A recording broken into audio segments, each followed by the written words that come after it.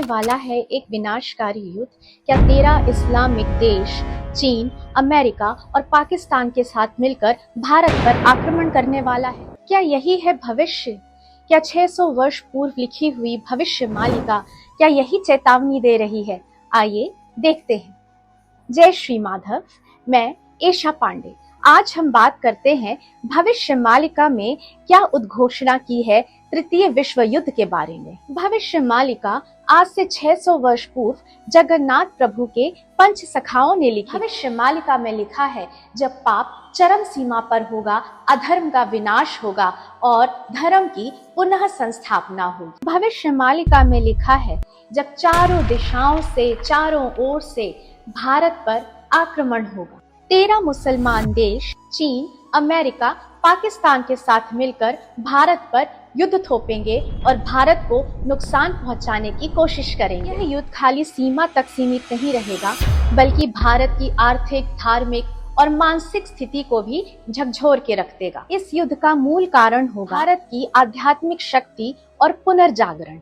भारत अपनी संस्कृति, सनातन धर्म की तरफ जागरूक होगा, जिससे ये आसुरी शक्तियां भयभीत हो जाएंगी और भारत विश्व गुरु बनने की तरफ अग्रसर होगा। वर्तमान घटनाएं भी विश्व युद्ध की तरफ संकेत दे रही हैं। 22 अप्रैल 2025 को पहलगाम में आतंकी हमले की वजह से पाकिस्तान और भारत में तनावपूर्ण स्थिति पैदा हो गई है।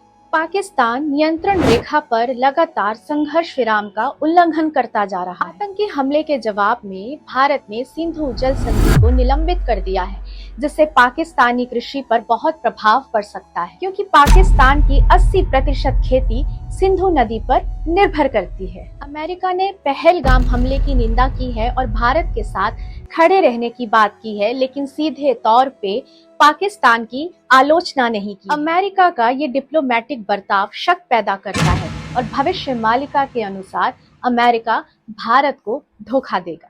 तुर्की ने भी पाकिस्तान के साथ अपने सैन्य संबंधों को मजबूत किया है। धीरे धीरे भविष्यवाणी की सारी बातें सत्य प्रमाणित हो रही हैं। भविष्यवाणी के अनुसार रूस भारत की मदद करेगा और वर्तमान स्थिति में भी रूस और भारत के संबंध अच्छे हैं। भारत और पाकिस्तान के बीच अभी छाया युद्ध चल रहा है। यही छाया युद्ध आगे चल के विश्व युद्ध में बदल जाए। भविष्यवाणी के अनुसार तृतीय विश्व युद्ध बहुत विनाश लेकर आएगा और पूरे विश्व में 64 करोड़ लोग ही बचेंगे। भविष्यवाणी के अनुसार भारत सिर्फ विश्व युद्ध जीतेगा ही नहीं, बल्कि विश्व गुरु भी बनेगा। म्लेच्छों का विनाश होगा, दुष्टों का संहार होगा, धर्म की पुनः संस्थापना होगी और अधर्म का विनाश होगा। एक नए युग की शुरुआत होगी, धर्म, न्याय और सत्य की पुनः स्थापना होगी। भविष्यवाणी के अनुसार तृतीय विश्व युद्ध के साथ साथ पंचभूत प्रलय का भी सामना पूरे विश्व को करना पड़ेगा।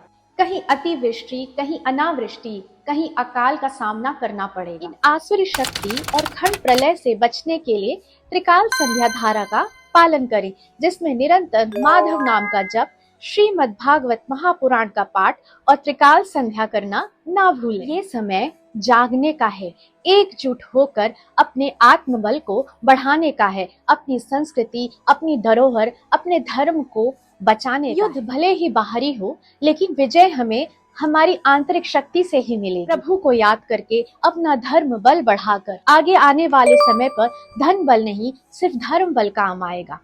धर्मो रक्षति रक्षितः, अर्थात जो धर्म की रक्षा करता है, प्रभु स्वयं उसकी रक्षा करते हैं।